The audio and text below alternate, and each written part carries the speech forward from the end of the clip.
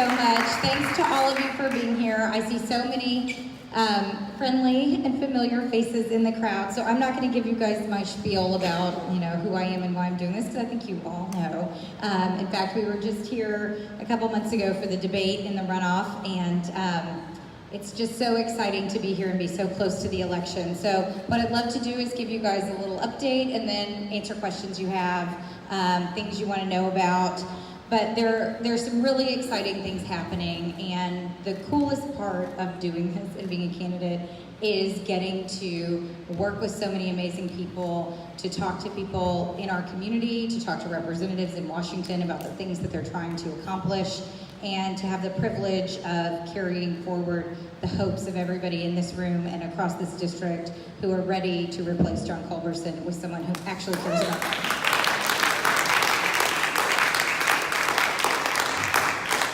So today is a particularly exciting day for the campaign. I don't know, show of hands, how many people are on our email list? And how many people don't get the email sent to their spam filter?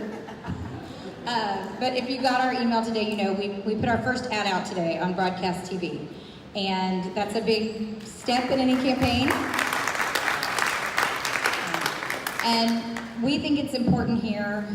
We worked really hard and are very grateful to people across this community who have stepped up in such an incredible way to support the campaign, because a huge part of doing that means you have to have the resources to get up on TV. And I didn't know anything about doing this before I signed on as a candidate. I just knew that John Culberson wasn't doing a good job representing me, and I could figure the rest out. But what I've learned about campaigning is that it's really important to get your message out, and there's a few ways you do it. Now in this era of TV, I think everyone's wondering, is anyone watching TV anymore? Should it all be online? I don't know the answers, so we're just doing it all. But it is true that TV is kind of a blunt instrument, but it gets out to everybody, and everyone in the community sees it, and it was important to us to go up before the Republican attack ads start with our message about Houston and why I'm running for Congress. And the funny thing for me is that I came up with this little slogan in my own little office in my house a year and a half ago when I was thinking about doing this and thinking about, well, why am I really doing this? What is it that I think I can bring here? And I really do think that our community, the Houston that I grew up in, the Houston that I've been working in, the community that I know and love, is one that is welcoming, that is creative and innovative, that works hard, that works together. And these values are the things that I think we need to see a whole lot more of in Washington. So I don't know how many people clicked through and actually watched the ad when they got the email. And a few people told me they saw it on TV when they were getting ready for work today. So really exciting, but we are thrilled in the campaign that we've been able to get that positive message out, and it's getting a great response. And that's what we want to try to do until November, is keep getting the positive word out about what we can accomplish together. And I've had the opportunity now to appear with John Culberson. There'll be a few more, so in terms of campaign updates, everybody mark on your calendar, October 15th, we will have a debate. So that is exciting. A few details still to be determined, but it'll be at the University of Houston. It'll be on Channel 13. And I think it's going to be a great opportunity for voters to see the contrast between the two of us. And what I have seen is what he's going to tell everybody. I've seen it now on a couple of TV interviews, I've seen it in print, and I've seen him giving this speech sort of in person, that right now, he says, he's a senior member of the Appropriations Committee, he's been in Congress for 18 years, we need a lot of money here after Harvey, and so the stakes are too high for us to do anything other than vote for him. And my response to that, and the one that I hope that you all will carry out to the community, is that given everything that's happening in our country, the fact that he's now erased any mention of healthcare from his website, which is the #1 issue people have been talking to me about for a year and a half, the fact that he takes great pride in closing the borders and making sure that that people can't move forward on any kind of comprehensive immigration reform because the House refuses to take it up and even bring it to a vote, even look at the Senate bill from 2013. Those kinds of things that he's fixated on. he is, he's going to tell everybody that we should just keep things that way, the status quo. But what I have heard from people as a candidate is that they're tired of Washington not working for us. They are tired of people going up to Washington and not getting to work, not trying to compromise, not trying to find solutions, not rolling up their sleeves. And what I think we need, and what I think this community has said loud and clear, is that the stakes are too high for us to do anything other than send someone else to Washington. So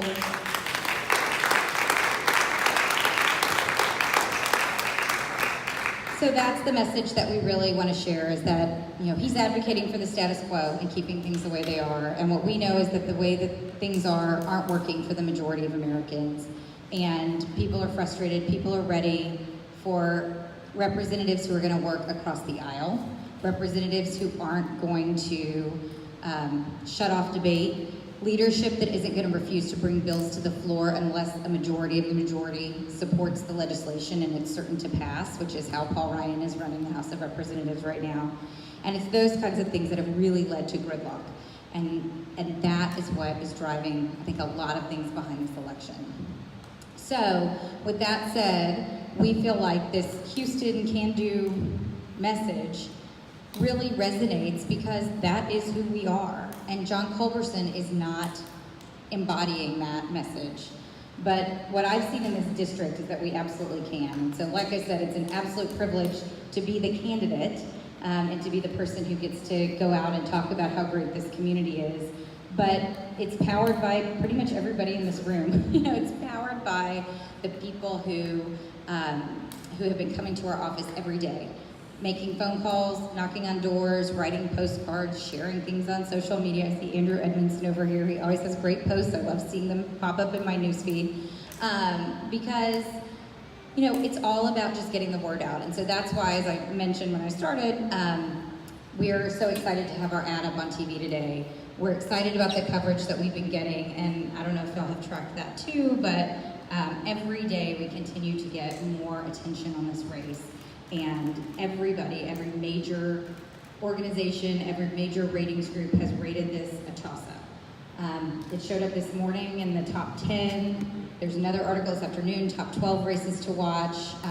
We were on the NBC list of the top 25 races in the country, and it was the only race in Texas that was on that list. And I think that it really is a testament to all the hard work in this community, because I think the benefit that we all saw of having 7 incredible candidates who all brought a different perspective, but a genuine interest in making sure that we were able to get our message out in the primary, and that we are able to talk about how John Culberson has failed us. You know, having this incredible group of candidates meant that we had a 500% increase in voter turnout in the March primary election, which is huge. You know? So that's exciting. And I think we're seeing that energy carrying forward to November. So we have a lot of challenges. We have a lot of things ahead. For everybody who saw there was an article in the Atlantic this weekend kind of profiling the race too. I think that we will hear a consistent message from John Culberson that we should just keep going because we really need him. And I encourage you, as you're out talking to people and talking about the race, it is absolutely winnable.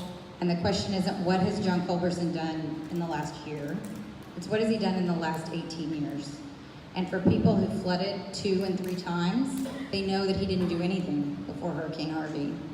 And I asked this question, we put out a timeline on our website, it's very useful for those who haven't seen it. It's also incredibly well designed, and I can take no credit for that. We have a really amazing team, and Andrea Peterson, who many of you may know in our office, put together this great graphic showing his record of inaction and the things that he hasn't done. And in 2016, after we had the Memorial Day flood, the Tax Day flood, Al Green and Gene Green spearheaded a bill to get more than $300 million worth of funding to finish all of the projects that the Army Corps of Engineers had identified in the region for flood control. And John Culberson, who is in the majority and on the Appropriations Committee, didn't lead the bill. And that's a question we need to ask him again and again. What were you advocating for instead of us? And the answer that you'll see if you look closely is he spent a lot of money building a telescope in South America. He gave them more than they wanted. He gave more than they wanted to build the border wall. That's where he is spending his energy and his time, and his priorities are really different than ours. And I think it's time that he sees that the people he's accountable to, it's not the leadership in Washington, it's the voters in this community. And I think he's going to see that in November. We have incredible momentum. Who has been reading the articles and watching the Ted Cruz Beto fight over the yard signs? Yeah. It's hilarious. And I will say, in Ted Cruz's defense, that experienced political people do say yard signs don't vote, because they've said it to me, but I love seeing them.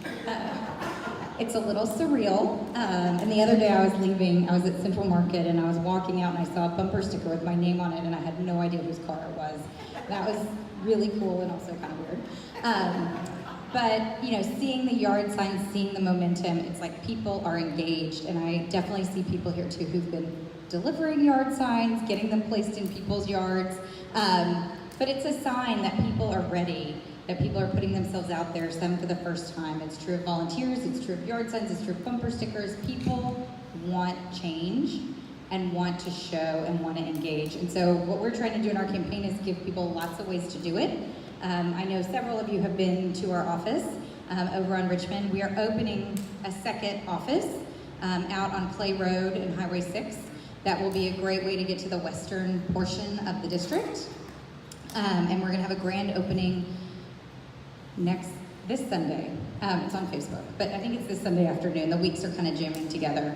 But that's gonna give a great opportunity. A lot of the folks in Swing Left have been out there canvassing every day. There are precinct chairs. We just had a ton of precinct chairs. I see Debbie, who was in our office last week for a precinct chair breakfast, just working every single precinct. And so what I've found as a candidate is that there's an incredible infrastructure in Harris County, with the Harris County Democratic Party, that new clubs like this one and the West Houston Democrats, which is also a new club but extremely active, give people an incredible opportunity, in addition to the other groups that have been working, like Meyerland Dems and others, you know, for years, that people are finding these clubs, they're getting involved, they're getting organized, and that's how we're gonna win, is because people in this community are ready to do it. So I see a hand. I'm happy to kind of take some questions, and on almost any topic. I can't guarantee I know all the answers.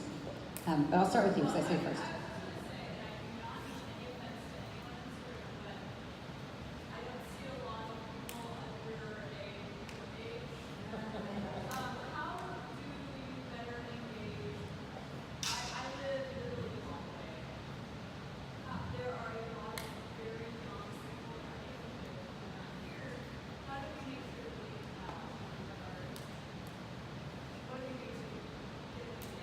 Yeah, I think that's a great question.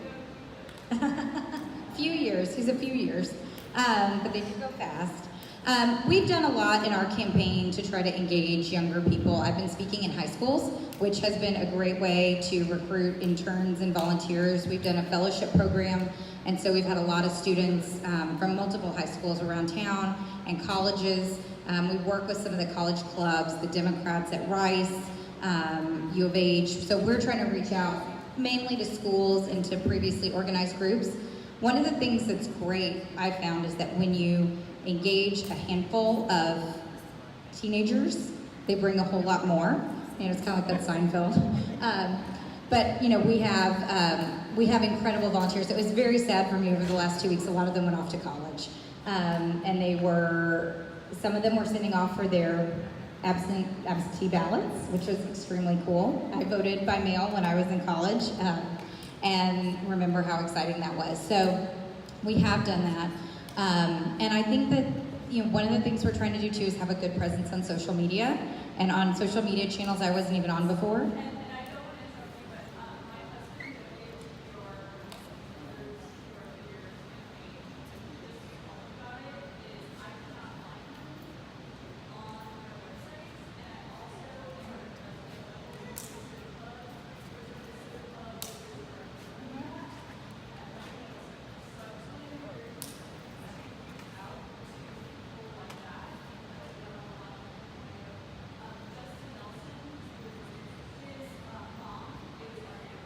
Yeah.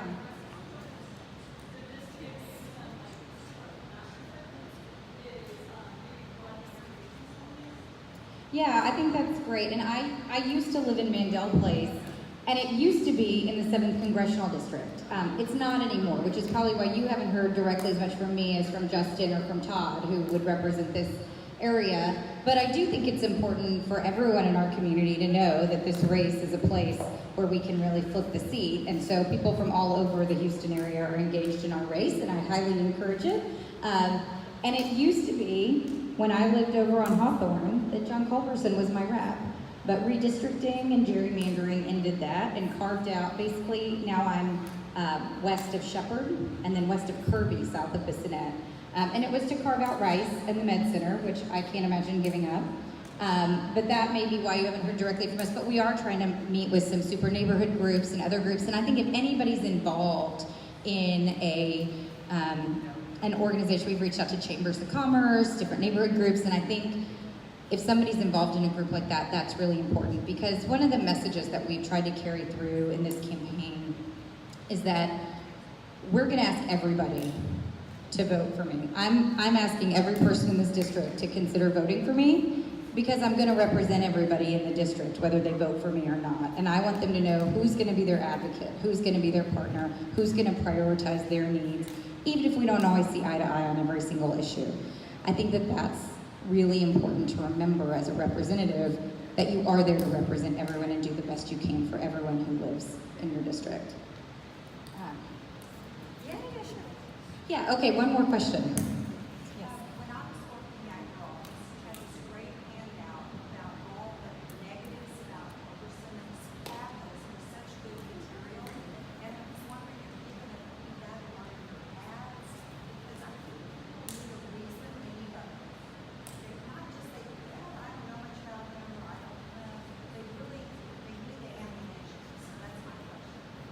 Yeah, I think that it is important to educate voters and to do it in a way that's constructive and that's helpful, but to say, you know, here's where John Culberson is on the issues, and you can look at groups that are proxies for things that you're interested in, you know, whether it's his 0% rating from NARAL and Planned Parenthood and the Human Rights Campaign, to his A+ rating from the NRA. There is sort of a shorthand, but more specifically, you know, what we're focused on is how his votes have affected people who live in our district, like his dozens of votes to repeal the Affordable Care Act with no plan in place, to leave 339,000 people who live in this district with pre-existing conditions without health care. That's what we want to talk about, and we want to make sure that we're getting his record out. So we're trying to do it on Facebook, we're trying to do it on Twitter. We will probably have a limited number of ads that go up on TV. So I think it's important for voters to know and to be educated. And what I would love is if everybody here isn't already on our Facebook page or doesn't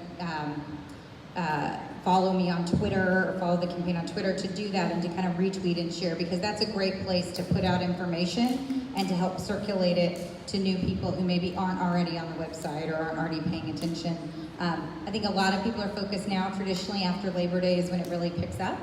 And this is the time to get the message out. So we want to keep talking about a positive vision for Houston and what my priorities are, but I do think it's important that people understand why John Culberson needs to be replaced. So, okay, and I know Rufy said that was the last question, so I thank you all for being here and giving me a chance to say hello and thank you.